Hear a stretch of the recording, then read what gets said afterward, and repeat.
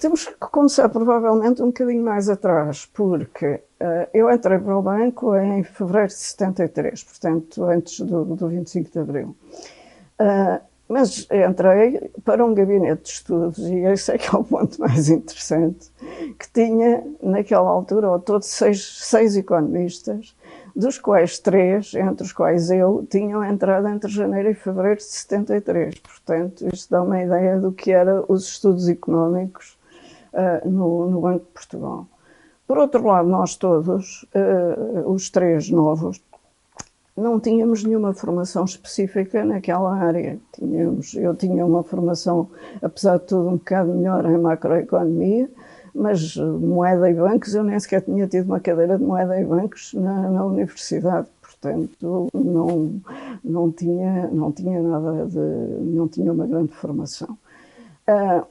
O 25 de Abril veio tornar muito mais exigente essa função, e aí, posteriormente, o banco recrutou gente, organizou o departamento, etc., mas isso só começou praticamente a partir de 76.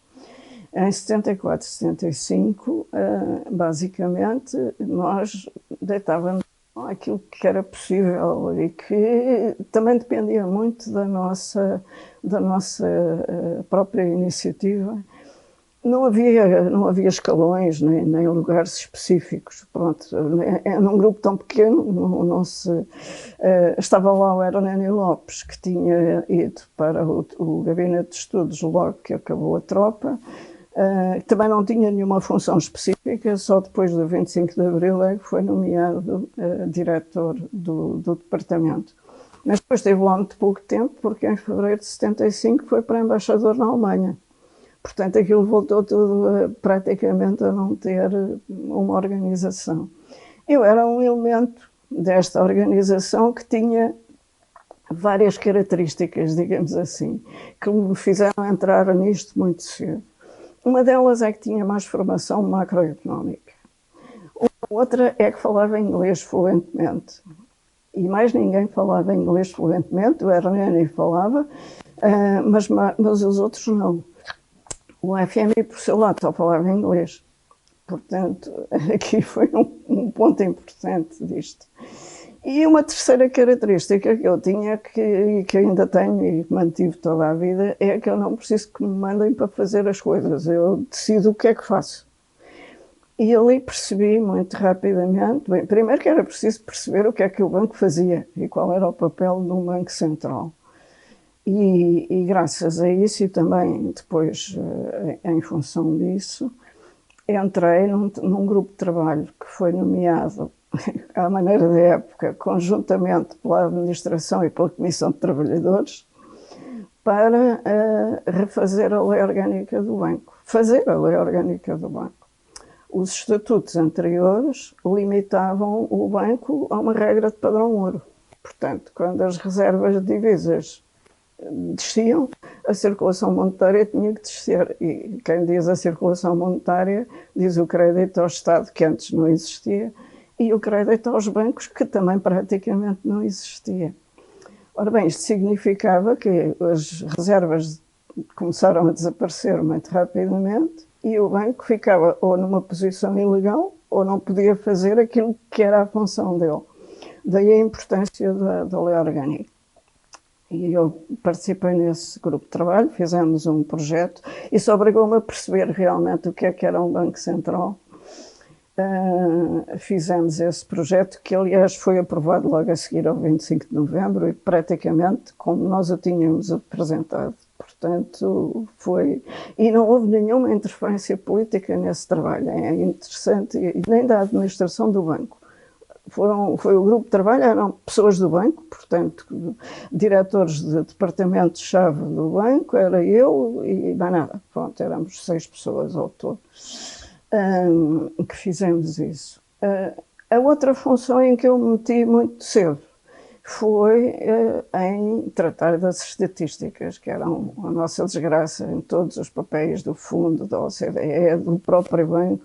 Toda a gente se queixava, as estatísticas macroeconómicas praticamente não existiam. Eu não me meti nas contas nacionais, nas contas nacionais, que isso não era comigo, mas nas estatísticas monetárias comecei praticamente desde o início, para já perceber o que é que havia e depois a mudar. E isso foi chave para as negociações com o fundo. Mas antes mesmo de falarmos com o fundo.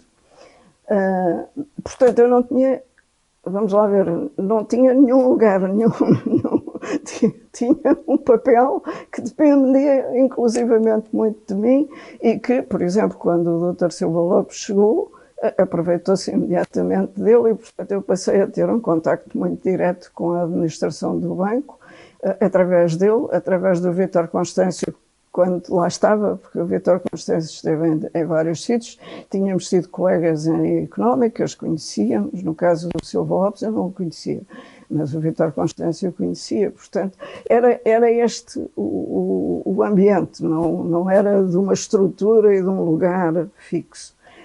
Depois, em 76, o banco começou a recrutar mais gente e começou a organizar o departamento. Em 77, o Cavaco voltou de Inglaterra de fazer o doutoramento e foi para diretor do departamento.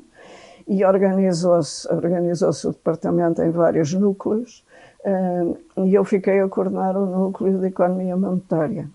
E foi nesse papel que eu estive lá até vir a ser diretora do departamento. Quer dizer, e foi nesse papel que eu intervim nestas negociações.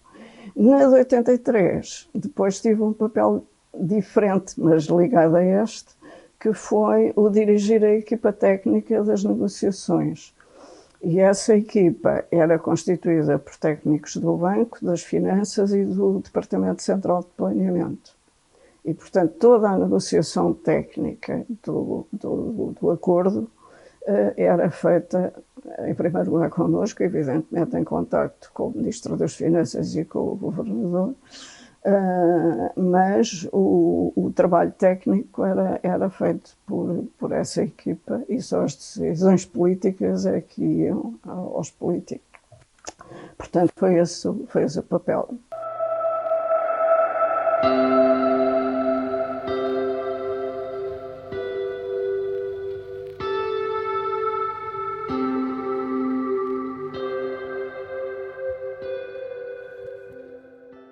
Não, as relações não eram nada de autoridade do lado do FMI. Os técnicos, nas reuniões técnicas, os técnicos vinham com uma missão muito bem definida do fundo em relação aos objetivos que deviam prosseguir.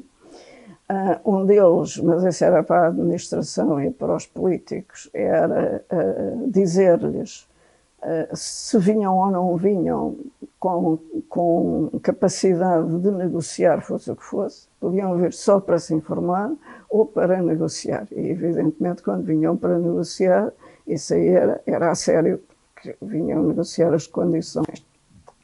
A maior parte das reuniões eram reuniões, sobretudo, de informação técnica. Muitas vezes foram, e isso tem a ver com as funções do fundo, a principal função do fundo não é financiar ninguém, esse é o primeiro ponto. Mas tinham outras missões que estão nos seus estatutos, que têm a ver, por um lado, com a garantia de estabilidade do sistema financeiro internacional, e que, portanto, depende muito das políticas que cada um põe em prática, não é? E zelar pela estabilidade das taxas de câmbio e pela liberdade do comércio internacional. Ora bem, a primeira vez que eles vieram a Portugal, o pretexto foi precisamente a questão das restrições às importações. Porque nós, logo em 74, uma das primeiras medidas foi pôr sobretaxas nas importações e isso implicava falar com o fundo e com o GATT, mas o fundo servia de interlocutor face ao GATT. Portanto, eles vieram cá com essa missão, que isso trataram com a administração, mas de caminho eles aproveitavam sempre para fazer contactos técnicos e para recolher informação. E nessas reuniões o que eles vinham era recolher informação. Não, faziam perguntas e nós respondíamos e eles tomavam nota, basicamente. Não vinham com nenhuma ideia preconcebida, nem a ensinar-nos o que é que havíamos de fazer.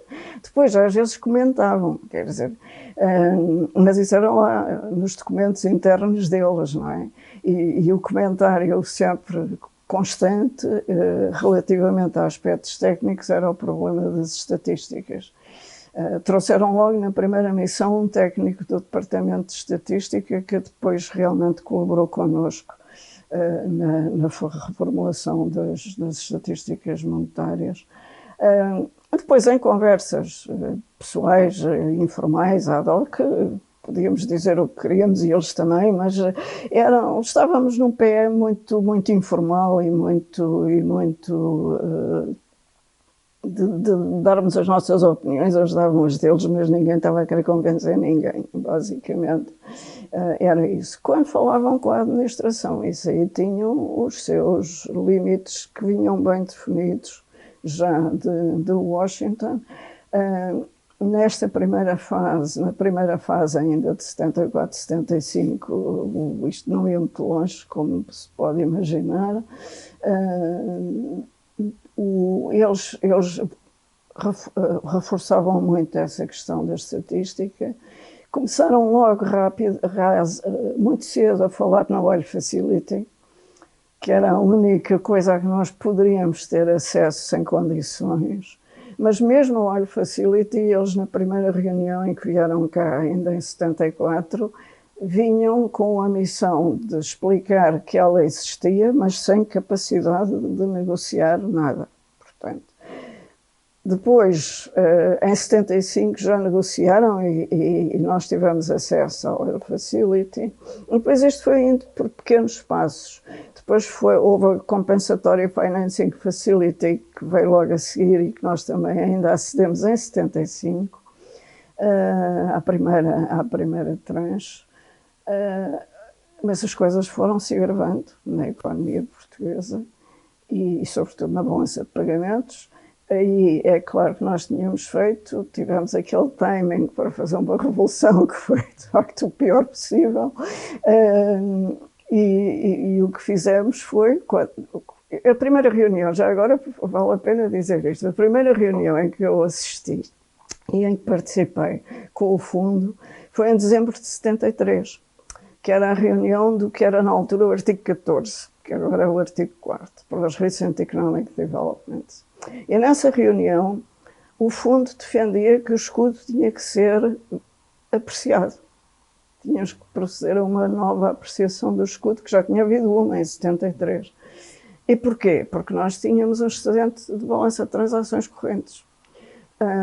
É claro que o excedente já estava a ir, porque entretanto o petróleo tinha subido, mas ainda não havia dados da balança de pagamentos. Depois, quando fizemos a Revolução, o que é que nós fizemos? No meio da crise internacional, nós subimos os salários, baixámos a produtividade e alargamos o déficit orçamental. Ou seja, fizemos tudo o que na altura era muito perigoso. É claro que tínhamos as reservas. E, portanto, é um pouco como agora com a bazuca europeia. Ninguém se preocupava com isso porque havia as reservas e, portanto, podíamos gastar as reservas. Só que as reservas gastaram-se a um ritmo alucinante, verdadeiramente alucinante. E, portanto, já a última reunião com o fundo antes do 25 de novembro foi na primeira quinzena de novembro.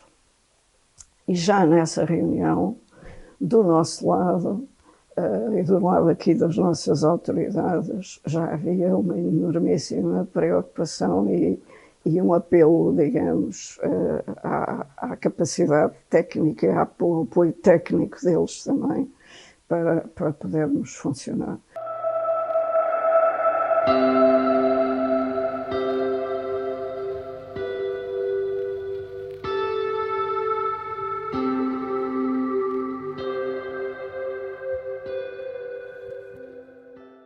O FMI, nessa altura, tinha ao contrário de 73, eles tinham um dado que para eles era sagrado, que era a taxa de câmbio. Portanto, em 73 tinham achado que precisávamos de apreciar a taxa de câmbio. A partir de 74, 75, o problema básico era sempre a necessidade de desvalorizar a taxa de câmbio. Portanto, essa era a questão fundamental com o banco. E aí houve uma coisa em que eles falharam completamente, porque eles faziam muita pressão na taxa de câmbio, mas muito menos na taxa de juros e na política de crédito. A política de crédito depois torna-se importante porque os acordos com o fundo, mas isto é já em fase de stand-by, portanto, na Olho Facilita, na Compensatory Finance, não havia nada disso. Aquilo era basicamente um acordo de cavalheiros, quase. No stand-by, a política de crédito tornava-se importante porque qualquer acordo de stand-by tem as performance clauses. Portanto, um princípio do financiamento do fundo é a obrigação desse acordo e só há desembolsos na sequência do cumprimento das performance clauses. O acordo normalmente pode ser de um ano e meio, 2 anos. As performance clauses são trimestrais. Portanto, em cada trimestre é preciso cumprir aqueles limites. Esses limites incidem sobre quê? Sobre o valor do crédito interno, o acréscimo do crédito interno total, com um sublimite para o crédito ao setor público. Portanto, aqui a lógica é, quanto mais o crédito ao setor público sobe, menos sobra para o crédito ao resto da economia, o que significava que para estabelecer este limite do crédito ao setor público, eles negociavam com o Ministério das Finanças.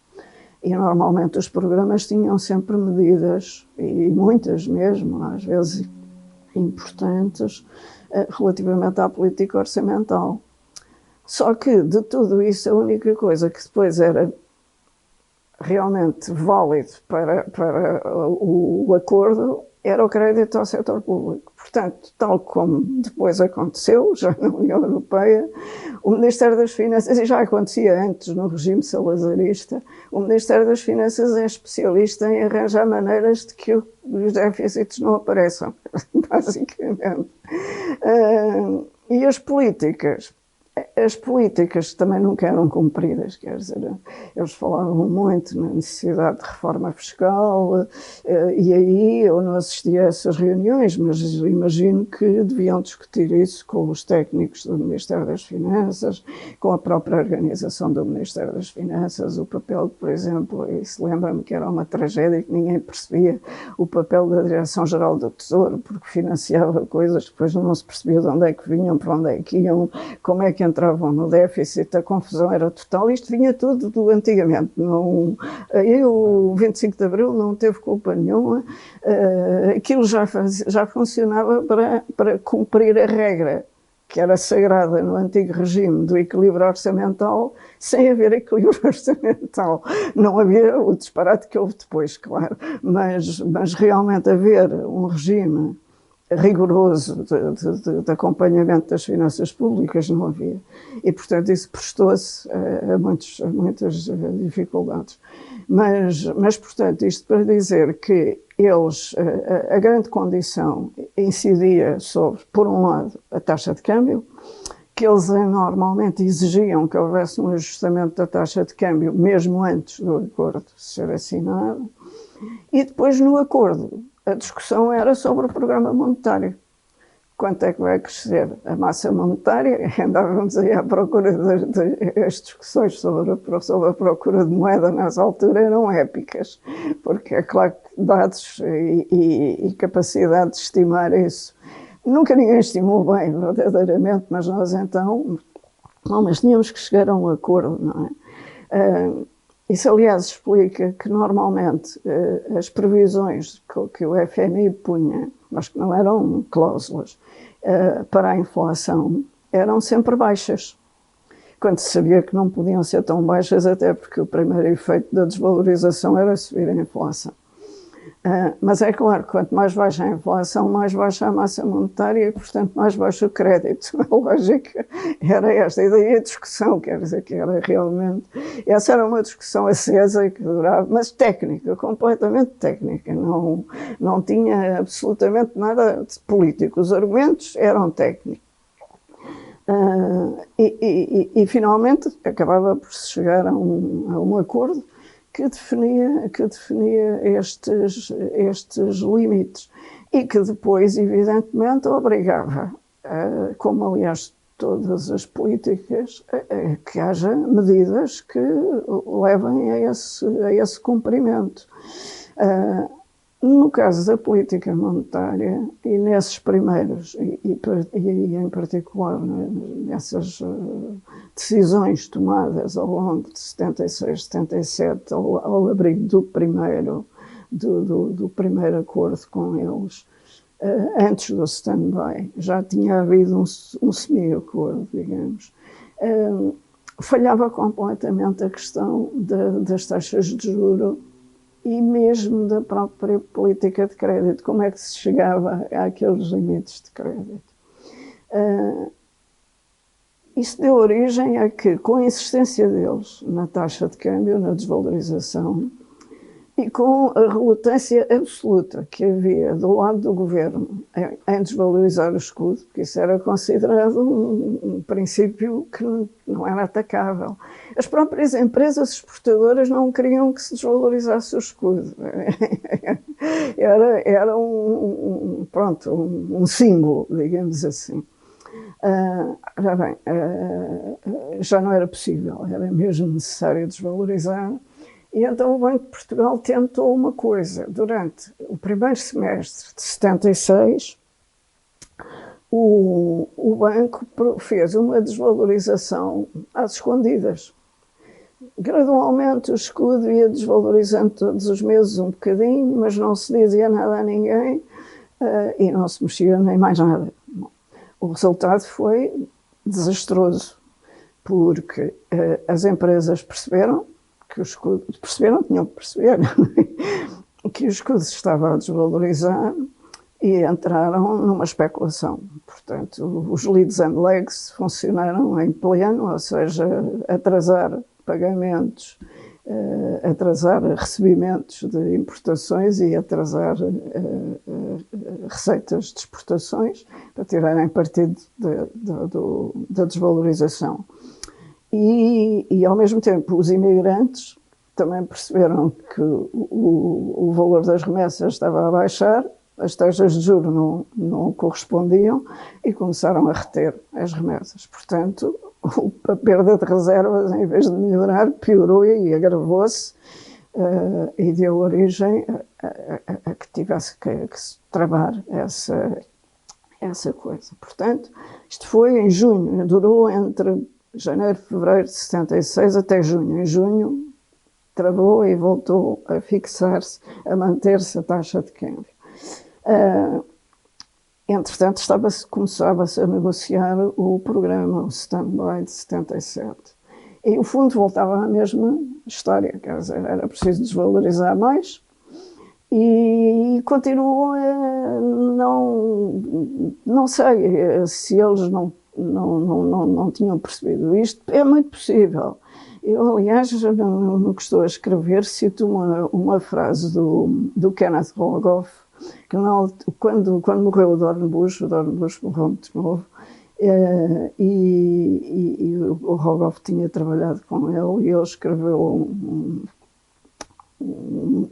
uma necrologia em que ele dizia que naquele tempo, portanto, a seguir ao fim de Bretton Woods e durante aqueles anos 70, ninguém percebeu o que se estava a passar no sistema monetário internacional. E era um bocado verdade. E realmente o primeiro que percebeu bem isso e que depois criou o sistema para lidar com aquilo foi o Dornbusch. O Dornbusch veio cá. Não sei se eles ainda vieram uma primeira vez, acho que ainda vieram uma primeira vez em 76, mas essa foi uma reunião breve.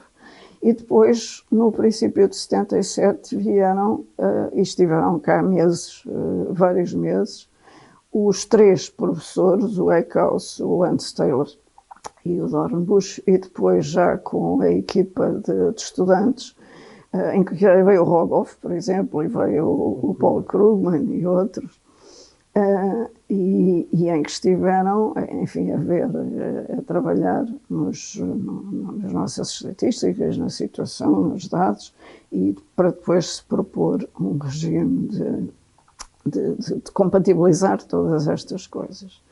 Mas o FMI estava fora disto nessa altura.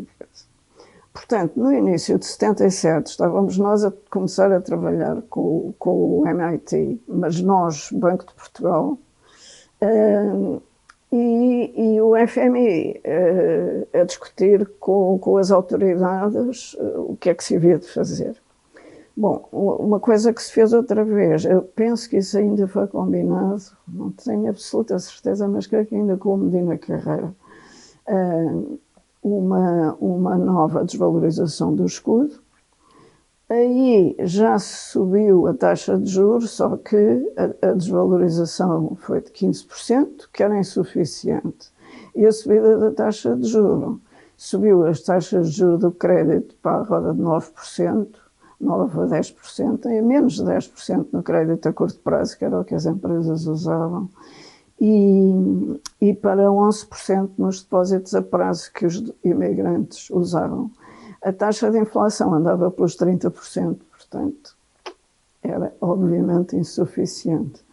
O que é que aconteceu ao longo e entretanto começou-se outra vez a mesma política que já tinha dado mau resultado em 76 de desvalorizar o escudo gradualmente. Embora, quando foi anunciada a desvalorização de 15%, que foi em fevereiro de 77, este pacote foi de fevereiro de 77,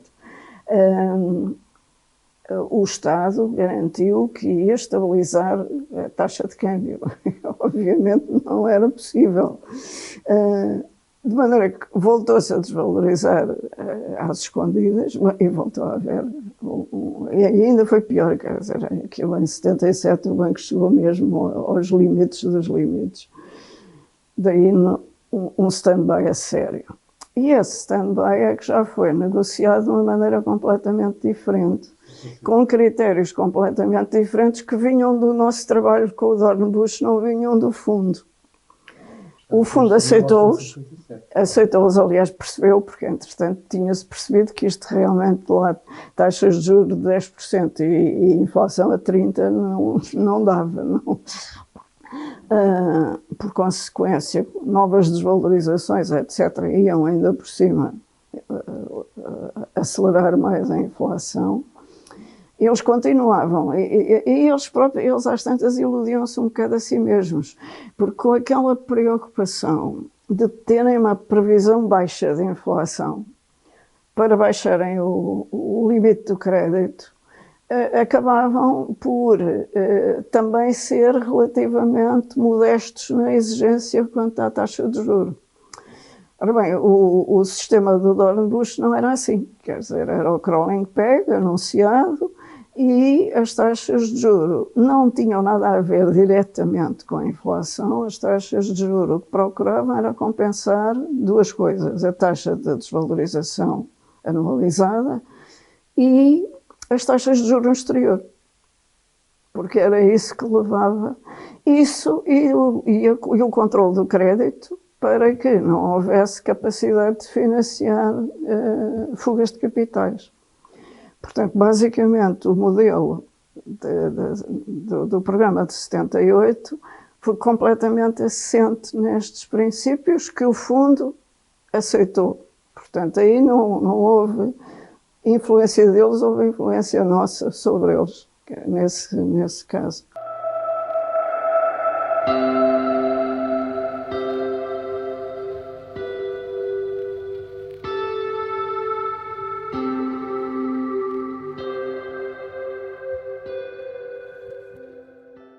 A equipa do MIT foi a influência do Dr. Silva Lopes.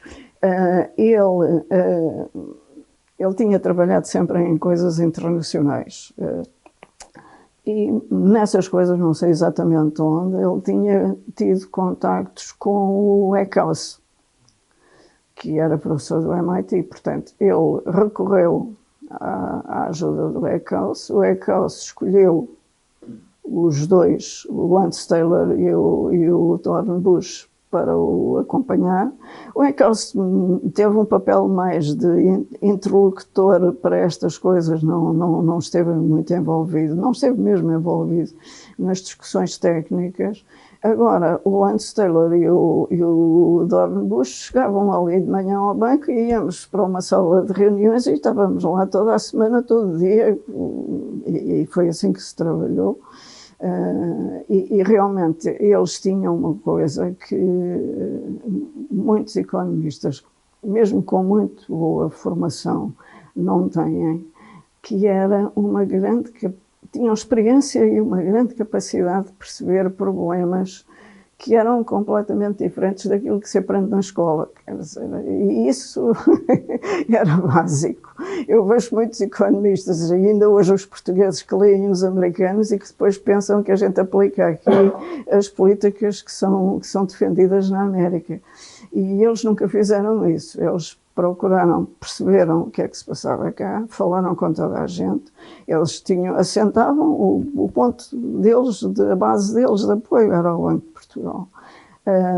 Mas falaram com os ministros, falaram com o Ministério das Finanças, com toda essa gente, o DCP, portanto eles tiveram acesso a tudo e muito rapidamente perceberam o que é que se passava. Aliás, houve uma coisa, por exemplo, engraçada.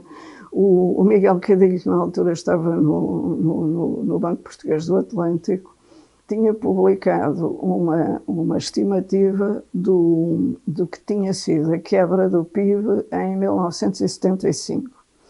E ele estimava assim,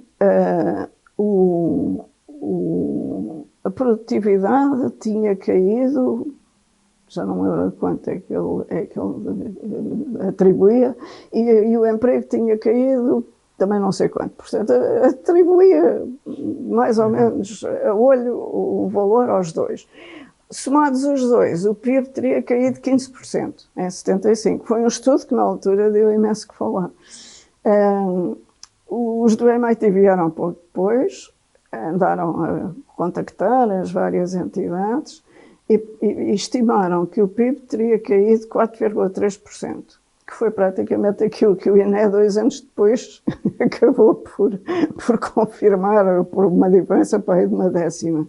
Portanto, isto mostra como eles perceberam o que se estava a passar, e depois isto associado realmente ao trabalho que o Dornbusch andava a fazer. Ele tinha publicado já em 76 aqueles artigos que ainda são base do trabalho dele. Portanto, mudou completamente. Por um lado, a nossa maneira de ver as coisas, com uma grande dificuldade, que era os governos aceitarem quer a desvalorização, quer a subida das taxas de juros. Eu não sei qual era pior, quer dizer, em termos de governos. Isso aí foi sempre uma enorme dificuldade. E essa dificuldade acabou por dar origem aos desastres a seguir.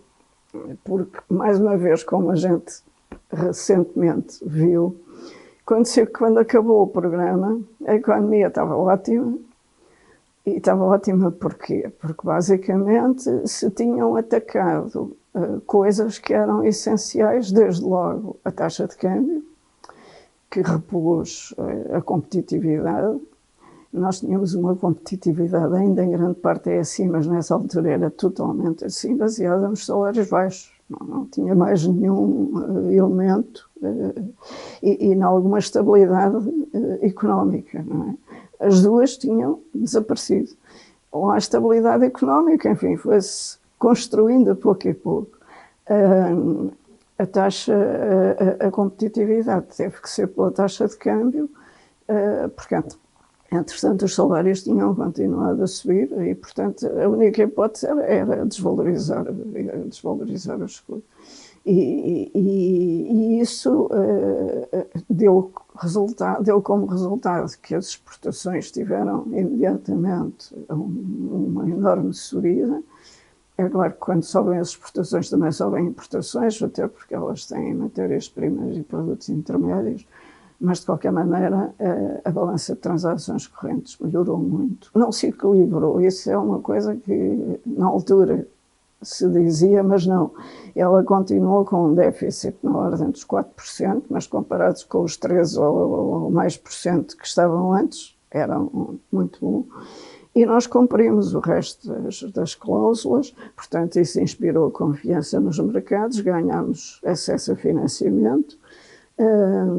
Por outro lado, também foi um período em que a Europa estava a recuperar da crise de 73, 74. Portanto, juntaram-se esses dois efeitos e a economia reagiu muito rapidamente e estava a caminhar muito bem. Só que não havia contas nacionais. Para lhe dar uma ideia, e eu isso agora até fui ver aos relatórios do Banco de Portugal, a primeira estimativa das contas nacionais de 79 estimava o aumento do consumo privado em 0,6%, que agora está nas novas contas do AMECO, está em quase 8%. Pode não ser uma nem outra, mas 0,6 não era de certeza, era muito mais do que isso. E atrás do consumo privado, o investimento e tudo isso. Portanto, a economia estava, de facto, a recuperar muito bem, mas, por um lado, tinha havido quebra de salários reais, isso era um facto. Por outro lado, aquilo de que era falado e aquilo que os políticos queriam ouvir era os efeitos negativos da desvalorização e da quebra dos salários reais e dessas coisas. Resultado, não havia contas para provar que a situação não era aquela. E havia essa impressão de que estava tudo mal. O resultado que era preciso era voltar atrás e voltar a fazer aquilo que se tinha feito antes e que tinha dado origem ao desastre. E foi o que a gente fez. Bem, já agora, com outra coisa, é que em 79 há o novo aumento do preço do petróleo. E nós, olimpicamente, ignoramos.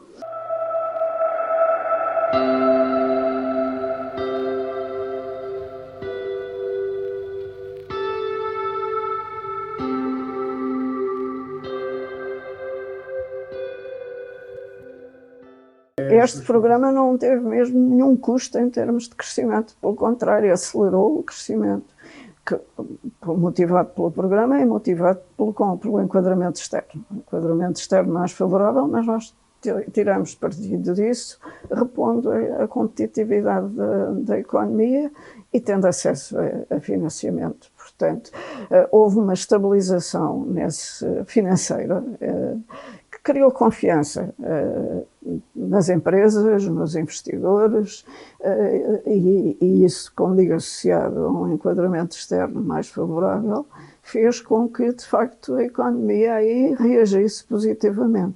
Esta história da austeridade, como é que é um termo que andou aí muito discutido. Não, a austeridade expansionista, era isso que eu agora queria dizer. É evidente que não faz sentido nenhum, mas que também não faz sentido nenhum que ela seja necessariamente contracionista. Tudo depende da situação e das políticas. Há políticas de austeridade, como era neste caso. Nós tínhamos realmente chegado a um nível de salários interno que não era sustentável. Por isso, simplesmente, não era, porque na procura interna eles têm um efeito, não há dúvida nenhuma. Só que esse efeito vai mais para as importações do que vai para a produção nacional. Esse é que é o grande problema. Portanto, o efeito se não houver competitividade, não é? Isso é uma coisa que nós ainda hoje não percebemos bem. Quer dizer, pensamos que isto da competitividade não interessa, e o diabo é que interessa muito. Nós somos uma economia aberta e temos que ser, e se fôssemos fechada, quer dizer, seria bem pior. Portanto, aí esse aspecto teve uma enorme relevância. E haver essa sensação de que as coisas estavam a entrar num caminho de equilíbrio, digamos assim, que tem um efeito enorme, quer sobre o consumo, quer sobre o investimento. Quer dizer, há uma nova fase de confiança.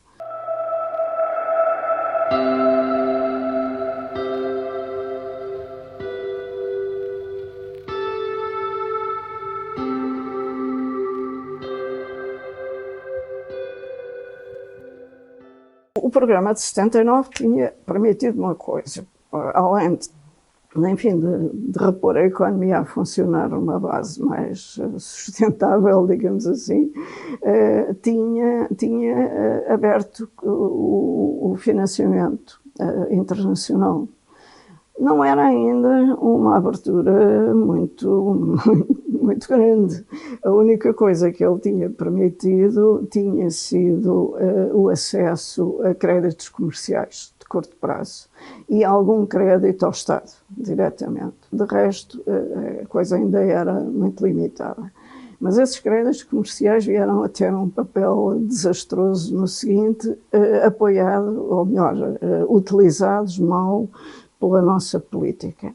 É claro que na política havia, ainda se vivia uma fase de grande instabilidade política, ainda as coisas estavam longe de estar verdadeiramente estabilizadas. E o ano de 1980 foi um ano de eleições muito importante. Portanto, isso associado às tais ideias de que politicamente o que dava votos, digamos assim, era aumentar salários, e a competitividade já estava resolvida porque a balança de transações correntes até já estaria equilibrada. Isto deu origem a uma nova versão da perda de competitividade, que agora já não foi pela via de aumentar os salários nominais, foi pela via de aumentar os salários reais. Ou seja, de comprimir a inflação.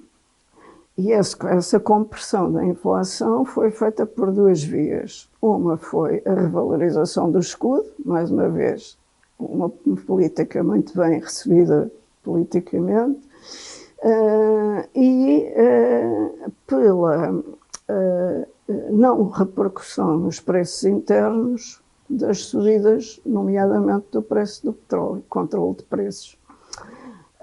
Isto tem várias implicações, porque, desde logo, a revalorização do escudo teve o problema de voltar a criar problemas de competitividade. A economia internacional volta a entrar em crise por causa da subida do petróleo, que durou até meados de 80 e subiu muito, mais ainda do que tinha subido em 73. E finalmente, nos salários, acontece que os salários normais eram muito baseados nas negociações salariais que decorriam no início do ano. Portanto, eles tinham sido fixados a contar com uma inflação mais alta.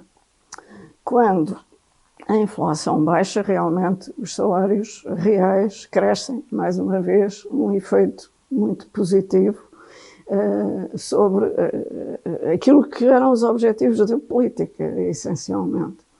Mas muito menos positivo sobre a economia, por via, por um lado, da competitividade, e, por outro lado, de uma coisa que essa só se veio a perceber mais tarde. Naquela altura, que começou rapidamente a perceber-se, em 80 não, em 80 aparentemente correu tudo muito bem. Em 81 já começou a haver problemas, porque a balança de transações correntes já estava outra vez a disparar ali abaixo. Em 82 ainda mais, entretanto aqui em 82 há todas as atrapalhadas internacionais aqui na Europa por causa da Serpente e do Franco, da eleição do Mitterrand, que quis primeiro desvalorizar o Franco à nossa maneira, e portanto aquilo deu um desastre completo em França também, mas o Mitterrand fez uma coisa que nós não fizemos, é que fez uma volta de 180 graus de um momento para o outro e passou para a política do Francoforte, até para chatear os alemães com Francoforte. Mas é claro que isto deu origem a que a taxa de câmbio do franco sofresse uma série de variantes, a política francesa também uma grande confusão, e nós embrulhados no meio disto tudo, porque o franco era muito importante nas nossas transações, quer nas remessas de imigrantes, quer no comércio, mais importante do que é agora. E houve aí um erro de palmatória, por exemplo, do João Salgueiro, que na altura era Ministro das Finanças. O franco teve uma primeira desvalorização. E o escudo não acompanhou, portanto, nós ainda éramos os partidários da moeda forte. Mas o João Salgueiro anunciou que só se o franco desvalorizasse de novo é que nós também desvalorizávamos. Como se estava mesmo a ver que o franco ia desvalorizar, o que aconteceu, e imediatamente desencadeou de novo uma especulação contra o escudo. Entretanto, a política de crédito também tinha sido muito atenuada, a restrição, ou para dizer não havia restrição nenhuma, nas taxas de juros também não se tinha mexido mais, portanto, os desequilíbrios foram-se desenvolvendo com a agravante de o preço do petróleo estar a produzir um efeito que não se via porque os preços eram fixados. Aí entrou a história do fundo de abastecimento, que é digamos, o paradigma dos nossos esconderijos de déficits orçamentais.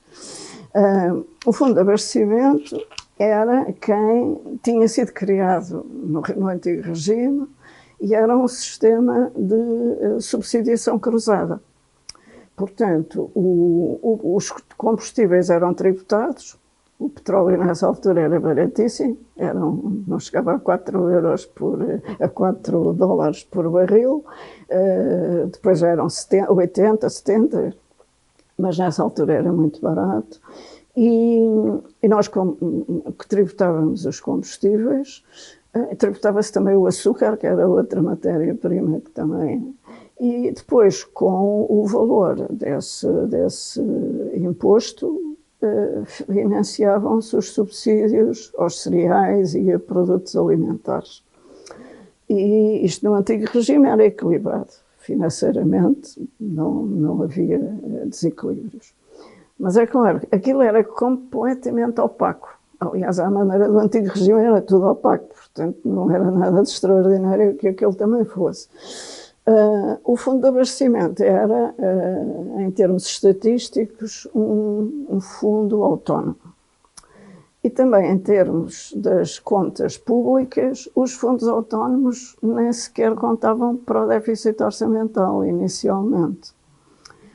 Depois, a dada altura, já no meio destes ajustamentos, não sei se foi com o fundo, não faço ideia nenhuma, não me lembro, mas aí, talvez em 76 ou isso, o fundo de abastecimento passou, e os fundos autónomos em geral, passaram a estar integrados na administração central e, portanto, a contar para o déficit. Mas havia aí outra herança do antigo regime que ainda dura. É que as contas públicas são feitas em termos de caixa. As contas do fundo de abastecimento eram apresentadas em termos de caixa, portanto, se não houvesse desembolsos de caixa, não havia déficit no fundo de abastecimento. Para não haver desembolsos, o que é que tinha que haver? Era ele não pagar os subsídios dos preços que fixava abaixo do custo, nomeadamente no caso do petróleo, mas não só. estavam vários preços, os cereais era o outro caso concreto, já, porque em 73 tinha passado tudo a ser subsidiado. E se o Fundo de Abastecimento não pagasse o subsídio, eram as empresas que ficavam a ter que arcar com o prejuízo e a ter que o financiar. Ora bem, esse financiamento foi conseguido exatamente pela tal abertura ao acesso ao crédito, aos créditos comerciais a 6 meses. Mas eram as empresas que recorriam a esses empréstimos de bancos estrangeiros. Os empréstimos, como digo, eram para financiar importações exclusivamente, financiavam as importações de petróleo, cereais e por aí fora.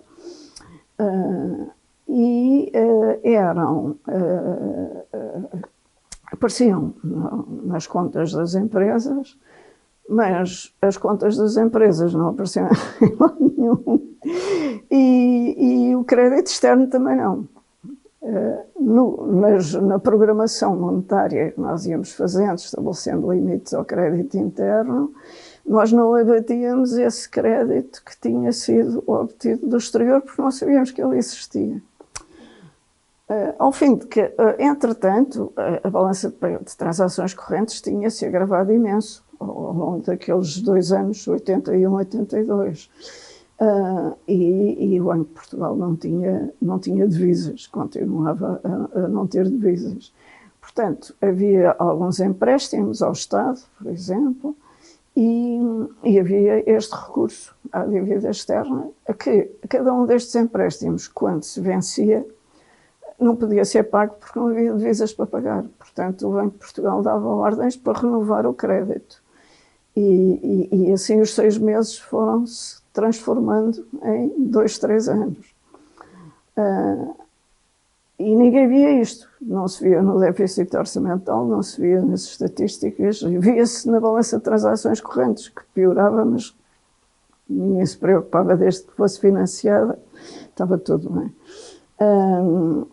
Portanto, como é que isto acabou? No início de 73, creio que foi em fevereiro, um mês que aconteceram muitas coisas.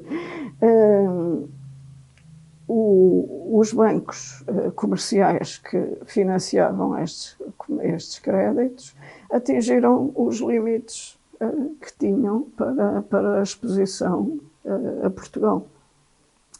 E como isto tinha sido mais ou menos simultâneo, o fecho também foi mais ou menos simultâneo. Portanto, a partir daí, para se importar petróleo, tinha que se pagar ou tinha que se liquidar empréstimos anteriores. E o Banco de Portugal não tinha divisas para pagar nada disto. As divisas do Banco de Portugal, nessa altura, chegaram a andar pelos 120 milhões de dólares. Não dão para mandar cantar um cego, como nós diríamos. Por consequência, veio o fundo para acudir à situação e teve que se entrar numa nova negociação. A parte mais difícil dessa negociação foi perceber o que é que se passava com o Fundo de Abastecimento. Aliás, nos arquivos do Fundo há um documento do técnico deles que tratava das finanças públicas, que se chama The Supply Fund, The Administered Prices and All That Jazz. Em que ele conclui que não se percebe nada, porque realmente, até se perceber, porque cada pessoa com quem falávamos contava uma história diferente. O Fundo de Abastecimento, na prática, nem contabilidade tinha. Basicamente, eles falavam com o secretário de Estado, que lhes dizia que contas é que deviam apresentar na reunião do dia seguinte. E era impossível discutir as coisas nesta base. Mas aí apareceu uma coisa quase milagrosa.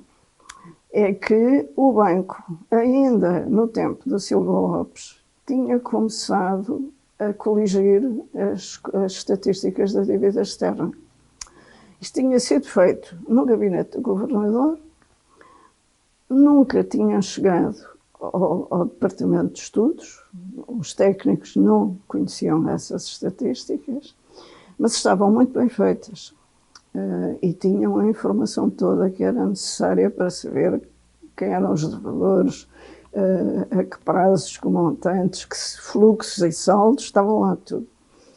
E, portanto, foi necessário lançar mão disso e passamos a ter acesso às estatísticas da dívida externa e a falar com as empresas e com o Fundo de Abastecimento. Com o Fundo de Abastecimento nem valia a pena falar realmente, só ficávamos cada vez mais confusos, mas falando com as empresas e com o próprio banco, que tinha mandado renovar os créditos, a gente aí percebeu o que é que se tinha passado. E, por consequência, teve que se mudar o modelo de programação monetária. Mais uma vez, isso foi feito aqui, não foi feito no fundo. Nós, utilizando os dados da dívida externa, passamos a integrá-los na programação monetária. Por um lado, era uma fonte de recursos, mas, por outro lado, era uma utilização do crédito externo que ia abater a utilização do crédito interno. Portanto, o programa já foi feito nessa base e teve, além dessa inovação, teve uma outra que foi a de integrar as principais empresas públicas nas contas do setor público. Chamou-se nessa altura o setor público alargado. Também, não muitos anos depois, aí 2 a 3 anos depois de termos corrigido a situação, isto também foi abolido e só voltou a ser problema em 2010. Portanto, a nossa tendência para repetir os erros é realmente bastante arraigada. Portanto, essa parte ficou resolvida, chegou-se a um acordo. O acordo correu bem até final de 83, as coisas começaram a compor-se, mais uma vez a desvalorização do escudo, subida de taxas de juros, desta vez, e por isso é que depois também o impacto foi maior em termos da economia, desta vez a perda de salários reais foi muito forte. Na primeira tinha sido relativamente suave, nesta vez a quebra dos salários reais, porque a inflação foi muito alta, a quebra dos salários reais foi de 8 e tal por cento. E a inflação chegou aos 34%, no fim de 84. Portanto, e isso já doeu. Mas teria doído ainda muito mais se tivesse acontecido uma outra coisa que nós descobrimos no princípio de 84. Quando começou a haver divisas para pagar estes créditos, os tais créditos a 6 meses, as empresas vieram ao Banco de Portugal para comprar as divisas e tiveram uma grande surpresa. É que elas tinham contabilizado os créditos à taxa de câmbio a que tinham contraído. E não tinham mexido mais naquilo. E, entretanto, a taxa de câmbio tinha-se desvalorizado. A taxa de câmbio do dólar, sobretudo, tinha subido enormemente, porque foi o período do Paul Volcker. As taxas de juros do dólar também tinham sido altíssimas. E nada disso as empresas tinham tido em conta, porque a contabilidade do Estado era má, mas a deles também não era muito boa.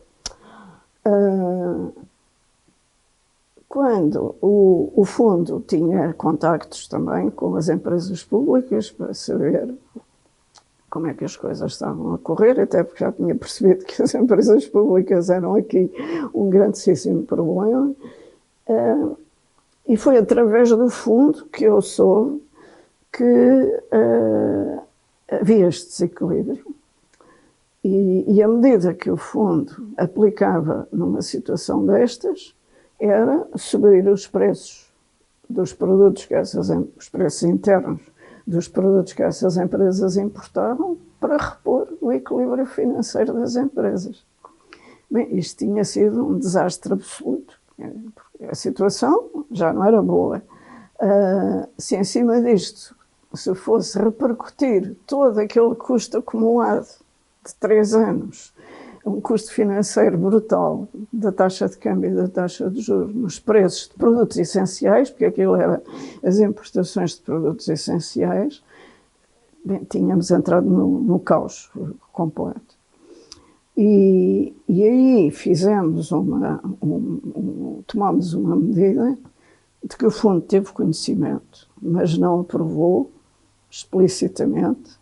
Portanto, ficava a nossa responsabilidade. Se tivesse dado para o torto, éramos nós que pagávamos. Então, e que nunca foi anunciado a ninguém, que foi utilizar a valorização da reserva de ouro, não o ouro continua lá sossegadinho, ninguém mexeu, mas o ouro estava no balanço do Balanço de Portugal, estava valorizado a um preço oficial em dólares. E, portanto, no balanço depois aparecia a conversão em escudos. E essa conversão em escudos tinha acompanhado a desvalorização do escudo. O banco criava para isso uma conta de contrapartida dessa valorização, que estava isolada no balanço do banco, era conhecida, aliás, os relatórios do banco têm isso. A conta está lá, quer dizer, porque não foi usada, não está, mas a conta está. E o que nós fizemos foi usar isso para vender as divisas às empresas ao preço a que elas as tinham comprado e levar tudo o resto à contrapartida de flutuações cambiais. Portanto, basicamente, os lucros do Banco de Portugal, que felizmente não tinham sido distribuídos, porque se aquilo tivesse sido levado a resultados e tivesse sido distribuído, não havia nada a fazer. Mas como não tinha, estava naquela conta isolada, pôde ser utilizado desta maneira e o problema resolveu-se e o programa completou-se.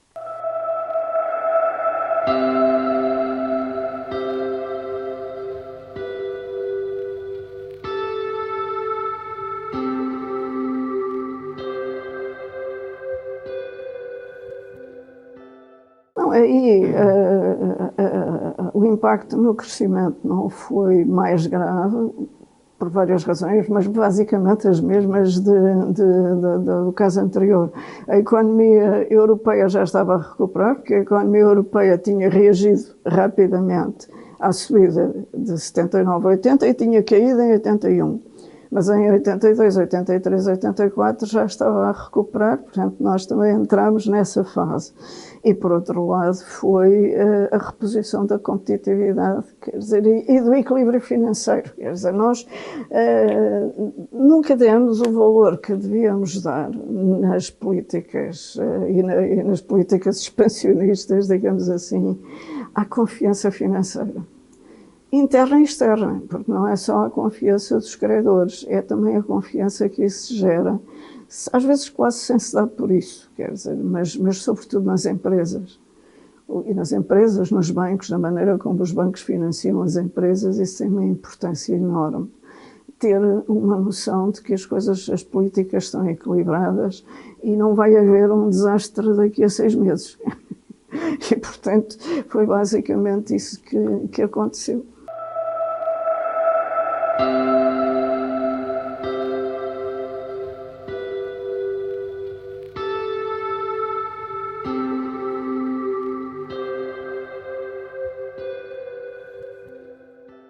Em toda esta fase de financiamentos que a economia portuguesa precisou, é preciso perceber que realmente o papel do fundo foi fundamental em nos dar acesso a financiamento e muito menos no próprio financiamento que o fundo faculta. Porque isso está nas regras deles, quer dizer, eles têm limites muito estritos ao que podem financiar, mas têm esse papel de abrir o financiamento. Nós também recorremos, antes de recorrer ao fundo, e nas fases de grandes aflições, recorremos ao BIS, ao Banco de Pagamentos Internacionais, que é uma instituição completamente diferente do fundo. Para começar, é um banco e, portanto, faz operações bancárias, embora hoje em dia praticamente isso não conte na atividade do BIS, mas mesmo na altura não contava muito. Mas faz operações bancárias e de banco central a banco central. Portanto, aqui não há nenhuma condicionalidade, nem nenhuns contactos políticos, nem nada disso. A única coisa que o BIS faz nas suas operações de crédito é exigir uma garantia.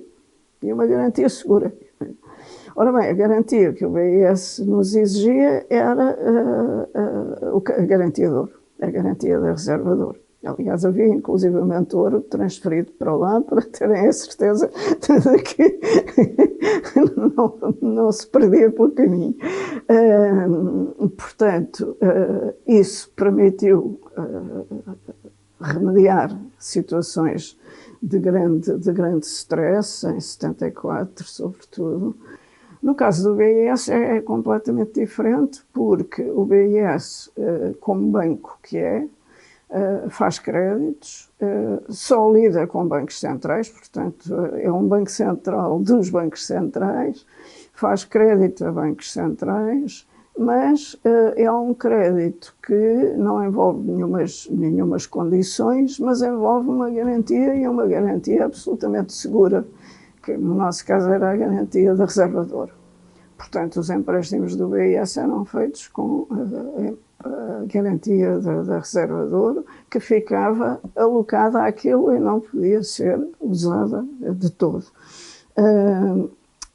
O sinal que isto dá para os mercados financeiros é completamente oposto.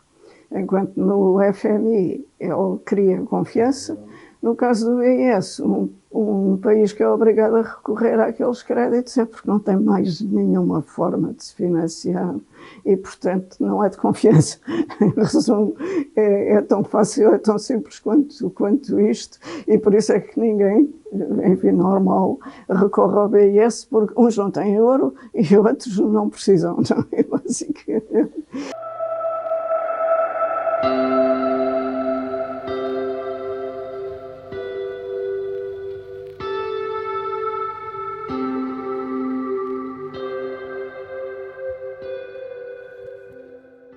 O programa da Troika é, de facto, completamente diferente. Desde logo porque o enquadramento é completamente diferente. Vamos lá ver, os programas dos anos 70 e 80 incidiam sobre aquilo que a gente agora não tem, ou seja, política monetária e cambial. Desde logo, não podiam ser essas as condições. O fundo apareceu na Troika porque a União Europeia já tinha tido várias experiências desastrosas de créditos, não a nós, mas a outros países, e aquilo nunca era cumprido. E, portanto, eles acharam que a única maneira de meter o pessoal na ordem era mesmo envolver o fundo com a experiência que tinha de negociar estas coisas. É claro que esta experiência é relativa, porque lá está, o fundo, os grandes instrumentos dele ali não se podiam usar. É verdade também que o fundo tinha, e continua a ter, um papel importante e uma experiência em questões estruturais e em questões de finanças públicas, nomeadamente. E, sobretudo, nas finanças públicas. Eles, nas questões estruturais, há sempre aquelas dúvidas entre eles, o Banco Mundial e outros bancos internacionais, etc. Além de que são muito específicas de cada país. Portanto, esse é o grande problema, porque nós nunca realmente acertamos com as medidas estruturais dos programas. É que se não forem nossas, não vão lá, quer dizer, até porque eles não sabem o que é que está a implicar muitos problemas estruturais. Não estão nas estatísticas, esses, ou melhor, acabam por se refletir lá, mas o que é preciso fazer para mudar? As estatísticas não ajudam. Eles, aliás, fizeram mais esforço, verdadeiramente, em coisas que se quantificam, que é aquilo em que o fundo funciona bem, e nomeadamente em algumas que não se quantificam, mas que vão lá dar, que a política orçamental, realmente aí houve um grande esforço com algumas medidas que eu contestei sempre desde o princípio. Aliás, isso está escrito, quer dizer, nas coisas porque eu já estava no Conselho das Finanças Públicas, e eu lembro-me que logo no nosso primeiro relatório, que está na internet, existe, nós já chamávamos a atenção para que aquele tipo de medidas, género cortes de pessoal, cortes salariais, estes cortes assim feitos a eito, não iam dar nada, e não deram, como se viu. Só deram para depois os repor, e ficamos na mesma. Portanto, mas de qualquer maneira não foi só isso, é verdade que eles tiveram um trabalho muito importante junto do Ministério das Finanças, no sentido de se tomarem medidas que essas sim eram importantes. E, olha, por exemplo, a mais importante de todas, que não foi do programa, mas que acabou por ser uma consequência, que foi a mudança da Lei de Enquadramento Orçamental. Só que acontece que Portugal, mesmo às suas leis, não obedece. E, portanto, a lei foi aprovada no final já do governo Passos Coelho, em 2015, exigia uma série de alterações, essas profundamente estruturais e, quanto a mim, profundamente necessárias, a começar na contabilidade, acabar com a maldita contabilidade de caixa, e estabelecia prazos para isso e dava um período de 3 anos para fazer a transição. E o que aconteceu foi que fez-se a contabilidade. A maior parte, se não a totalidade, dos departamentos públicos passaram a ter a contabilidade em condições. Aliás, já tinham feito uma alteração muito importante com o POC-P do Sousa Franco, em 1997. Teve 20 anos para ser posto em prática e nunca foi. Mas os departamentos iam fazendo as contas naquela base. Depois ajustaram-se para o novo sistema contabilístico, só que ninguém usa. Portanto, existe, mas não é usado. Portanto, é como se não existisse, porque o orçamento e todas as decisões orçamentais continuam a ser tomadas em base de caixa. Portanto, os compromissos que são assumidos não entram nas contas. E todas as outras coisas, porque havia coisas ainda mais importantes, né, que decorrem da Lei de Enquadramento Orçamental e que têm a ver com toda a gestão das despesas públicas. A despesa pública em Portugal ainda é gerida a Salazar. É o Ministério das Finanças em caixa e ponto final de parágrafo. O que significa que se as despesas não forem pagas, lá está, não está por elas. Coisas como pensões, por definição, não são pagas imediatamente. E foram sempre usadas como um instrumento político porque dão votos, isso dão. O diabo é que agora a demografia é contra este sistema e nós fizemos aquele ajustamento em 97, mesmo esse tem vindo a ser desmantelado a pouco e, entretanto, a demografia está pior, as finanças públicas não estão melhores e os encargos com pensões estão a subir e vão subir muito mais. E o número de pessoas que são tributadas para pagar as pensões está a diminuir. É claro que isto é uma fase relativamente transitória, quando os que são agora novos envelhecerem, já não há um desequilíbrio tão grande, porque há menos velhos, não é? Mas, entretanto, se não for o Covid, a esperança de vida vai aumentando, portanto, há aqui grandes problemas que nós ignoramos olimpicamente, fazemos ali umas alteraçõezinhas de parâmetros e não sei o quê, para fazer de conta que aquilo está tudo bem no curto prazo, mas as pensões não se resolvem a curto prazo. E depois há outro problema que é mais grave e que agora vimos no setor da saúde, que é o da própria gestão dos diversos setores. Um setor como a saúde é um setor muito específico, que é preciso saber gerir, não é o Ministério das Finanças que sabe gerir, e que, por outro lado, também sofre do problema da demografia, mesmo esquecendo o Covid, das tecnologias que se alteram, e tudo isto exige uma gestão orçamental muito mais partilhada, no mínimo, com os ministérios setoriais, e em que os ministérios setoriais tenham um horizonte de definição. Não podem viver com o Ministério das Finanças a cativar-lhes a verba quando eles precisam dela. Quer dizer, é daquelas coisas que são perfeitamente evidentes mas que depois esbarraram, e não tem nada a ver com o FMI, tem a ver com as regras orçamentais da União Europeia, que procura fazer uma da FMI, mas não consegue, quer dizer, porque estabelecer aqueles limites ao déficit, à dívida pública, etc. E depois vêm os limites estruturais, porque os limites anuais realmente não resolvem o problema. Os limites estruturais, na realidade, ninguém os consegue medir. E, portanto, o resultado é que os países aí vão ter que ser muito mais responsáveis.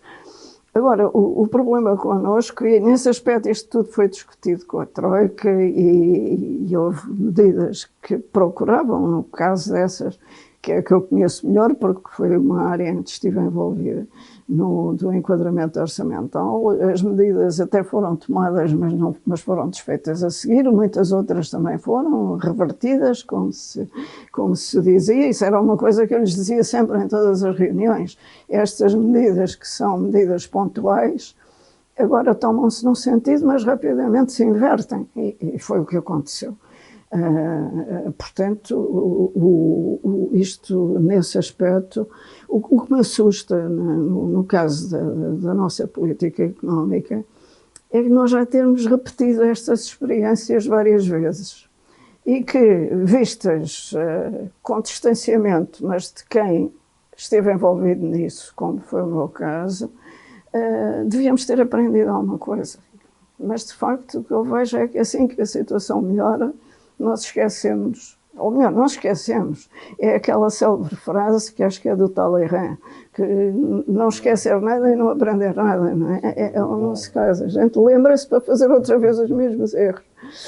É aí que está o busilis e, de facto, eu não acho que fosse a Troika que teve a culpa do que nos aconteceu. A culpa do que nos aconteceu para já foi nossa e a culpa do que nos vai acontecer a seguir também é nossa.